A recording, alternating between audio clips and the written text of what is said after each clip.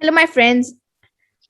Hello, my friends. I welcome you to another episode of Aditya Talks. And today we have Miss Palav, and she is a psychologist, and she is going to share a lot of tips and tricks to on how to stay calm and keep your cool during COVID and make the most of your time out of it. So, welcome to the show, ma'am. Thank you. Thank you. Thank you so much, Aditya, for having me on your show, Aditya Talks. It's a pleasure to be here. Yes, ma'am. The pleasure is mine because I am able to interview you. Well, ma'am, let's begin this. How important is mental well-being, and what are the factors that contribute to it? All right. So, what I'll do is I'll quickly start with introducing myself and then I'm going to answer this question, right? Yes, So, ma'am. my name is Palav Kamdar Gandhi. I am a psycho-oncologist and a counseling psychologist at the same time. That is, I work with cancer patients as a psychologist and I'm also a general counselor and a therapist. So, I practice as a therapist as well, right? So that's what I mainly do, and which is why so many factors that you're talking about that what is mental well-being and what are the factors that count in it. So mental well-being, Aditya, is just about how is your state of mind when you are going ahead with things every day, right? It's mental well-being is just about how your state of mind is, right? So a lot of times what happens is that there are a lot of factors that contribute to it, right? Something as small as not being able to sleep well consistently for a few days can affect your mental well-being. Okay, to the times when we have any sort of interpersonal conflict going on with a person, right? With anybody, be it your partner, be it a friend, be it a relative, be it something at work. Okay, that are also factors that sort of affect your mental well-being, right? And these are more of day-to-day things that we're talking about, and other factors that really contribute strongly to the mental well-being are the deep-rooted childhood or past-related things that sort of spring up in some or the other way. So all of us, we have certain patterns, set behavioral patterns that we behave in. All of us have say 3 to 4 to 5 patterns, and those are the same patterns that keep on getting repeated in every aspect of life, be it work, be it personal life, be it with family, be it anywhere, right? So, mental well being is to sort of maintain those patterns in a healthy manner, right? Which can just enable you to function properly every day. Yes, ma'am. Thank you for telling that and explaining mental well-being to us. And well, viewers, this is the topic of the day, and stay tuned till the end to know more about it.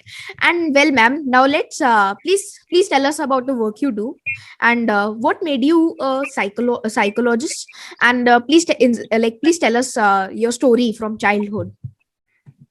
All right. Okay. So, Aditya, I'm based out of Indore, Madhya Pradesh, right? That's where I grew up. And I remember back in ninth grade when I was, I think, 13 or 14, something just came out which wanted me to pick up psychology as a subject post 10th, once you start your 11th and 12th, right? Higher secondary. And I could never really pinpoint my finger. I remember going through a lot of career counseling and people asking me, why is it that you want to choose psychology? And the only answer at that point of time I had was that I want to help the society. I want to help people in some way. As a child, that's the only idea that I had. I took up psychology in 11th to 12th, and accordingly in my bachelor's as well. Until bachelor's, I did not have a lot of clarity of what exactly I want to do in terms of psychology because psychology is vast. There's so much that gets covered. And that's when finally I got, in 2015, I went for my master's. I did my master's in counseling psychology from Tata Institute of Social Sciences, TISS, to the Chennai campus of TIS, not the Bombay campus. And I could have not been more grateful for those 2 years that I had. So when I finally entered my master's, and that too in counseling psychology, I realized what my real call was. That was when almost after say 7 years of choosing psychology, I understood what is it that got me to psychology. So it was basically counseling that was my call, something that I understood 7 years later. And during my masters, there was a rigorous training that we were given, and we were introduced to a lot of different fields, where psychology, where counseling can be used, right? And one of them was psycho-oncology. So that is that I remember visiting Cancer Institute Chennai. It's the second oldest cancer treatment center, or like in India, after the one in Bombay.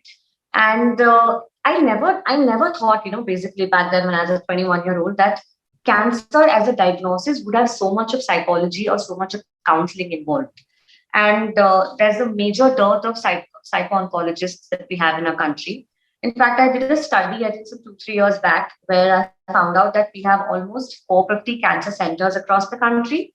But there are only 50 on hand, psycho-oncologists working in the country at the moment. That's when I decided, I said, this is something that I want to pursue.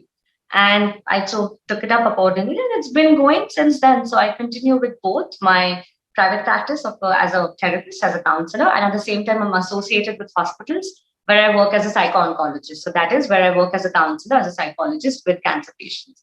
So it's just basically the idea that I had in childhood, which was, to help, just to be there for people in some way, which made me choose psychology at the very first place.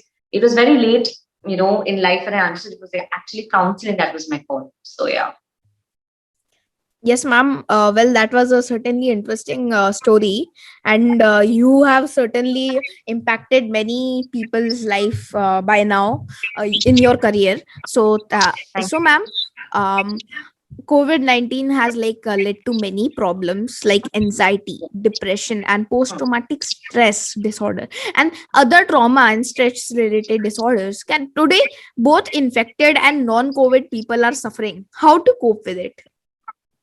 Okay. Understand, Aditya, what's happening right now is that, we are in the middle, literally in the epicenter of probably the worst hit, wave of the world at the moment, right? The second wave has really gotten India to its knees, right? So, Yes, ma'am. anxiety and depression are mainly things that are stemmed out of the long duration of lockdown that we've had, specifically for the last, I think, almost 1 year and a few months now, right? But how is it going to be that PTSD is taking the place, that's post traumatic stress disorder, or to understand the exact level to which this has impacted our country or the people, whether they have been infected or non-infected, is something which is going to take some time for people to actually understand the seriousness and the seriousness of the consequences, right? Till now, it's like what happens is that you're in the middle of it, so you are not really processing everything. You start processing only when the storm goes away, right? So this is how I think it's impacted people in a very, very, very major way. Be it someone who's been impacted or not, infected or not infected, because it's more of a collective trauma that the country is feeling right now. You don't need to have someone very close to you, to be struggling with medications or drugs, or losing someone to COVID to feel the pain. Just what everything is there on social media. And I know the idea to have things on social media is to actually face the grim reality. But there would not be a single person who would be scrolling through the posts of, just death and dying and not getting impacted by it. It's almost like, I've been someone who's been working with death and dying for quite some time because of psycho-oncology. But trust me, what the country is facing at the moment is not something that anyone has ever seen, be it the healthcare professionals, the frontline workers, people who are losing their family, their loved ones, or people who are just not losing their loved ones but still knowing what's going on in the country. So the actual effects of this would only be understood a few months later when things sort of calm down. Because at this moment, I know of so many people who I know personally, and at the same time a few of my clients who have literally lost their entire family to COVID in the span of 10 days. Now the grim situation, the reality would only hit months later. It's not right now that it's going to hit you of what has actually happened. So it's only after a few months will we understand the actual intensity of this. Yes, ma'am. Well, COVID has impacted many people, as you said. I myself was infected with COVID 1 week ago, and it was very serious. And I myself was very very upset, and I was, because I knew so many people were dying, and so I myself was in a stress, and I thought that what would happen to our family. So that was a really really bad time for me. and Mhm. it is very bad for like the families who are suffering from COVID. So how my heartfelt consolidations for them, ma'am. Frontline Yeah. workers like doctors, nurses, and journalists and police and others have witnessed so many uncertain and untimely deaths. This Hmm. trauma is so severe. How frontline workers should overcome this? Okay. So Aditya, as I mentioned, that the actual hit, or the impact of this would only be understood a few months later when things actually get calmed down and they are out of this schedule or this this just life of constantly trying to save people or having to say no to people for treatment because there is none available and losing people. Um, doctors are doctors and frontline workers. I would not just say doctors, people, the drivers, ambulance drivers, police for that matter, police force, doctors, nurses, everyone who's been a part of the entire frontline team. They are just seeing deaths at a very different rate, which after one point of time also makes you indifferent, right? So it's almost like you Yes. go on an automated mode where you are just working and you're not really processing what's happening, right? The processing would only happen, as I said, months later. Once things get calmer, they get back to the normal schedule, they get back to the normal lifestyle, is when it will hit them. But one of the things that I feel that, people maybe can try, I mean, I have huge respect is a small word for what we have for the frontline workers at the moment, right? But there's very, very small one thing which I can tell them to actually maybe which would help them in any way would be to just process your emotions, at the very moment. Even though you have to do it every now and then, just process it. Do not let it get bottled up. It's if you're seeing a death and if it's impacting you, you might just feel as a doctor you don't want to cry there, right? So go aside, just get aside, shed some tears if you want to, process that. Do not just bottle it up that, okay, this is my work and just go ahead with it then, right? Process your emotions, process your feelings in whichever way you want to. Crying is just one way that I talked about. There are a zillion ways. Everyone processes in different ways. So just process the emotions, what you're feeling, the feelings that you're feeling, rather than bottling them up. Because it's the bottling that comes out later. It's like ubal ke aata hai baad mein bahar. So that's where the problem starts. And yeah, just do that, and it's a very small thing that might just help you cope with it better. Yes, ma'am. uh Thank you for sharing that. It was so children like me are like locked in the house, and like they have been not meeting people, and the social factor is like completely gone. So for the least, like for the last 1.5 years, like no schools, no friends, and no outside games. Like studying online is also very stressful. I know it firsthand. And how should children keep their day so that they feel like happy, relaxed, and stress free? Aditya, as you mentioned that, it's obviously most stressful for children to be home. This is not something that they've ever faced in their entire life, I mean, it was good in the beginning because it felt like an early vacation, right? But now something which has been stretched for a year altogether, where people have done their entire one class in by sitting at home, by in like on online mode. People who've been giving their students over there in their 10th and 12th have had their entire board year done at home, right? So it's obviously something that does take a toll on them, right? One of the things that I feel that can actually help them is to just understand that a lot of times what's happening is right now that no one is taking studies that seriously. I mean, we all know that it's happening online.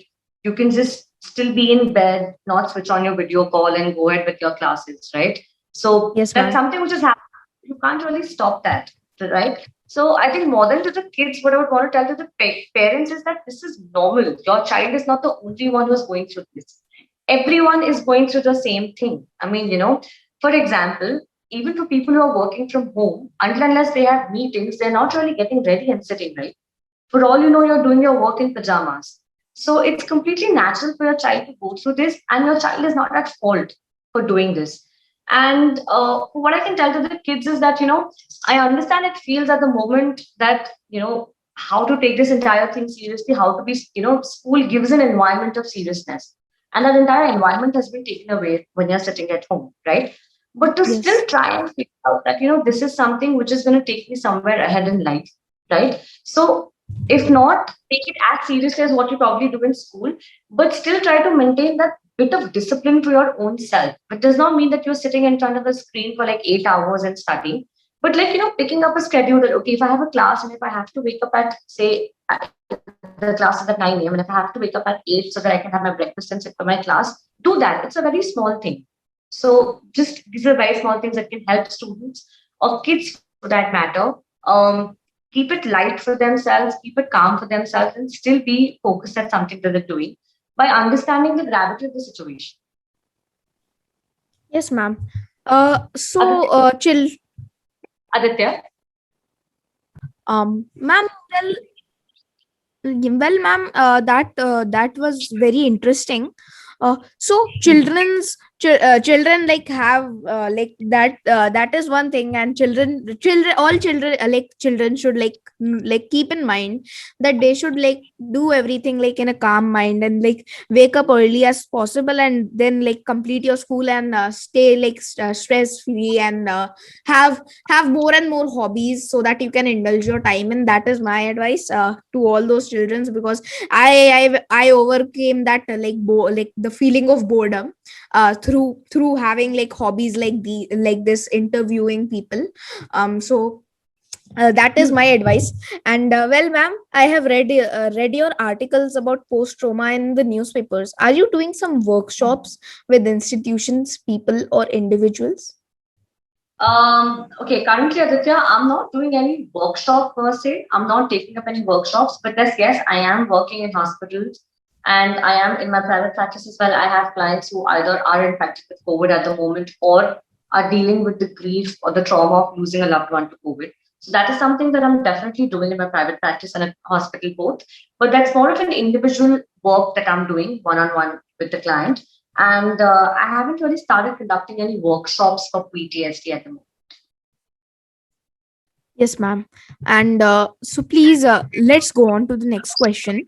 So Yeah. please, can you share your experience of handling like post trauma COVID patients, if you have treated any? Yes, yes. Definitely, Aditya, it's not easy. What happens is that, you deal with a lot of grief, a lot of guilt, a lot of anger. All of this is part of grief. So there's also survivor's guilt that is there, right? So for people, in fact, I've been having some, I think, 4 to 5 clients, of which 4 belong to the same family where they've lost everyone in their family. Both set of parents, grandmother, everyone is gone because of COVID, right? And there's a lot of survivor's guilt in the kids that's existing at the moment that, why are we there?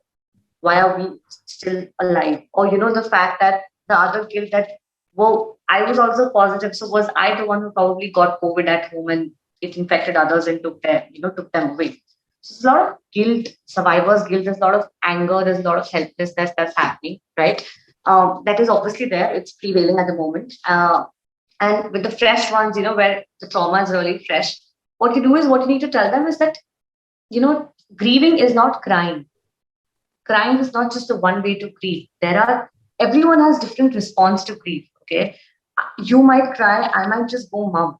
Or for example, I might just start talking to people more. So that might be my way of grieving. In our Indian context, we feel that okay, rona hi, ab ro rahe ho, tabhi ab dukhi ho, you are understanding the extent of the pain that you're facing, right? Which is not the true thing actually. So what I feel is that what you need to do is just give them the space, let them know that it's okay. Whichever way that you're coping in is completely fine. There is no set definition of grief. Okay. So everyone has their own set ways of grieving, and you're grieving in a very fine way. So it's completely fine. So just let that person know that what you're doing is very normal and very acceptable itself. Just gives them that space that acha, theek hai, this is fine. I will get through this. So that's what's going on. Yes, ma'am. So emotional burdens such as social like isolation, unemployment, economic losses, and working from home with additional family burden are like overwhelming in our lives. All enjoyment is lost, like with no fancy dinners, movies, or like mall shopping, etc., etc. What routine do you suggest during this time to live stress free and manage like such issues successfully? Okay, so Aditya, it's very obvious for people to go through a set of emotions or a roller coaster of emotions, if I have to say, okay, because of being at home constantly, having financial crunches because a lot of people are losing their jobs or there's a cut down in their salary, okay, and still, I mean, you still need the things. You obviously are cutting down on going out and other things, but you still need the basic necessities to be met. You still have to pay for fees, tuition fees, school fee, everything that still has to be taken care of. So, one of the things is it's very natural to feel helpless, frustrated, and angry in such situations, right? Plus, at the same time, you are just bound to your place with seeing the same faces every day. And going out is now associated with a fear, specifically right now. At least 2, 3 months back, things were still getting back a lot to normal routine.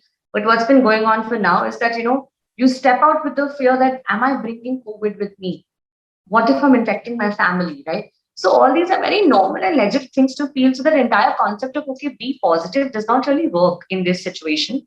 So to let people know that it's completely fine for what you're feeling. And I think that's one of the things that I mentioned before, that rather than bottling it down, just accepting and facing your emotions, or giving space to your feelings is something that would help you. um, as a part of routine, I think that what you can probably just do is that just decide some 2 to 3 things that, apart from work, from the daily chore that you have when you're home, you have to take care of people, you have to clean. Everyone has to do that, or you have your set work which is going on as a part of work from home. But one of the things that I probably feel people can inculcate in their routine would be to just decide that there are some 2 to 3 things that I'm doing only for myself. It can be something as small as, if I want to go, if I want to work out, I would probably work out, okay? Or if something like, that I'm just sitting by myself with a cup of tea, something that I'm making sure that I'm doing every day for myself, okay? Or just like gardening for that matter. Anything, small things that you, hello? Yes. Yes. So, any small thing for that matter, that you are deciding to do for yourself, that's a space that you're spending for yourself. It's not a space working or taking care of others.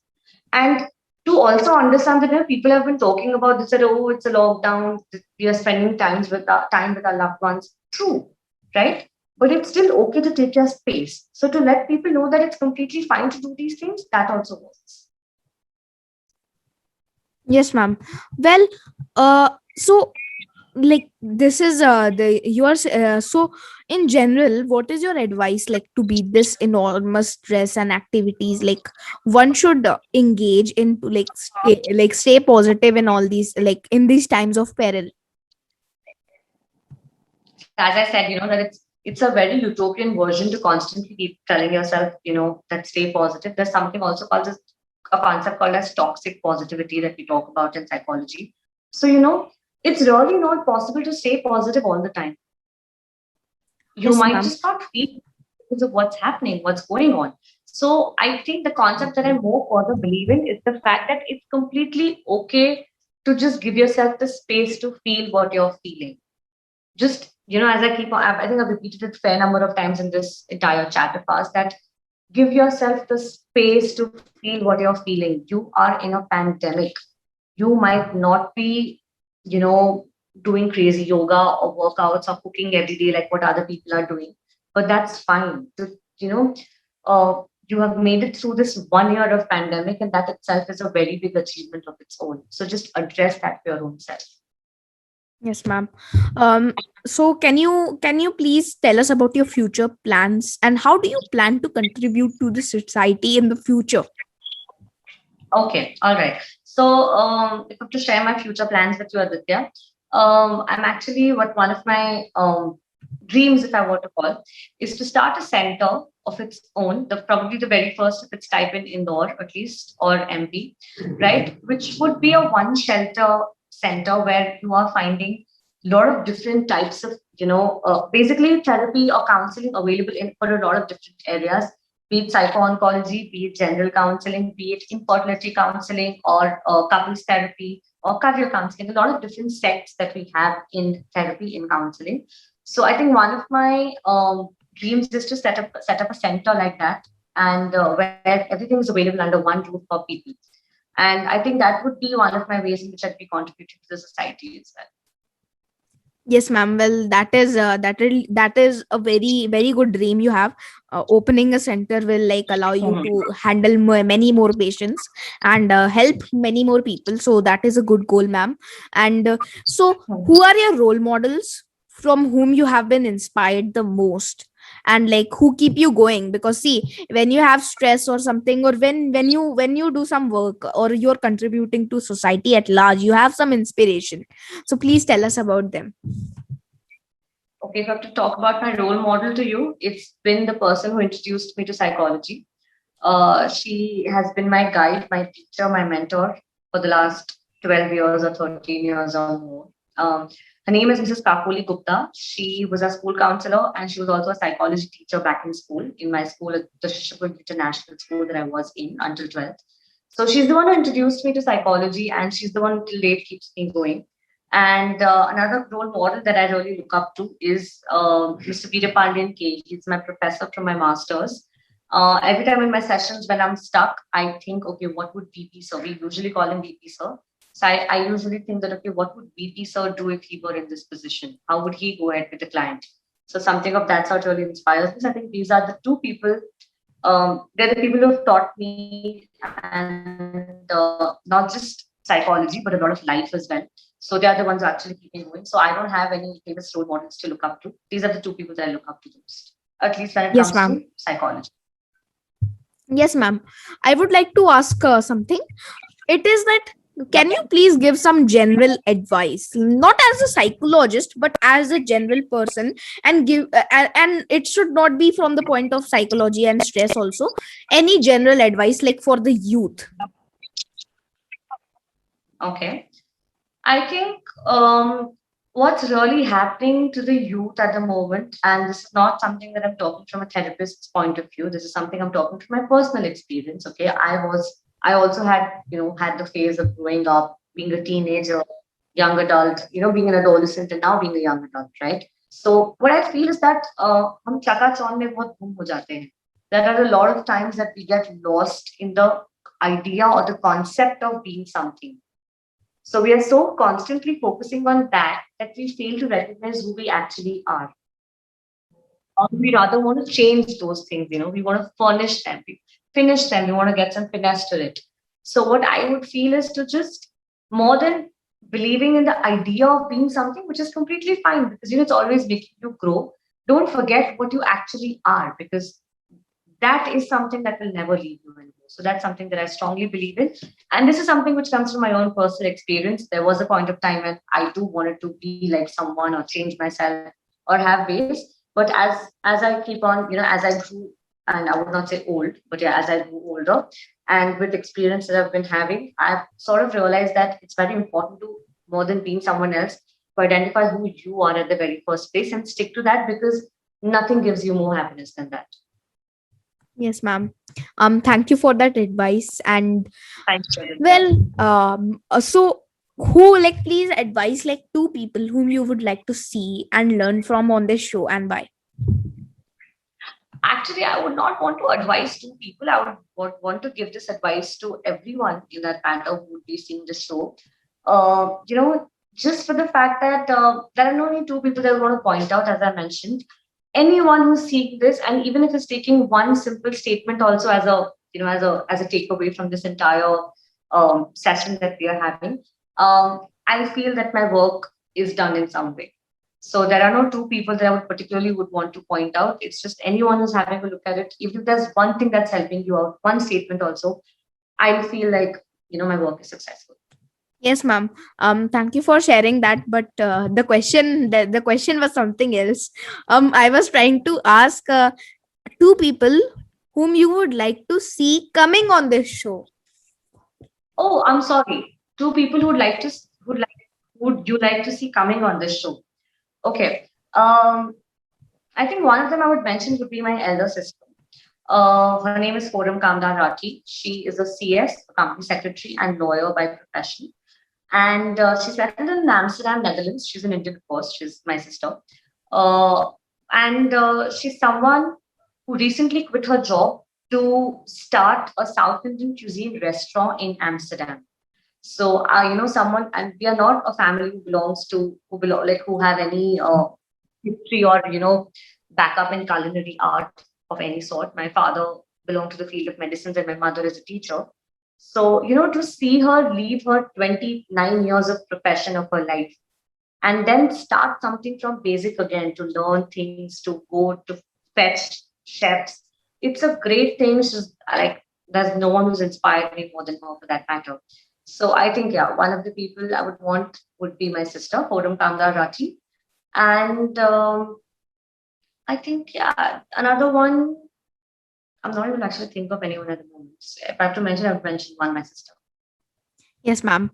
Thank you for sharing that. And of course, lastly, I hope you enjoyed this show because I certainly did. I learned I a do. lot today. And my viewers, I hope you also learned a lot today. And if anybody in your family is like suffering from COVID or has a family member who is suffering from COVID, please share to them so that we can impact the most. And thank you for watching till the end, viewers. And well, ma'am, please advise what unique thing that you have liked about Aditya Talks and any suggestions which should be incorporated to improve the experience. No, I think I was really happy with, this is my first type of interview with any talk show like this. So I think I'm really happy with the work that you're doing, Aditya. The initial call that we had, and I was actually quite surprised to see that someone at such a young age is doing so much of work. So that is something that, which is why I asked you a few other set of questions also before we began with our session. So yeah, I'm really, it's definitely a very positive thing which is going on, and keep impacting the youth the way in which you are, and the sky's your limit. Yes, ma'am. Thank you for coming on the show. It was really a very interesting discussion we had, and I certainly hope my viewers you also like found it very interesting. So, ma'am, thank you, and let's keep in touch. Thank you, Aditya. Thank you for having me on the show. It was great to be with you.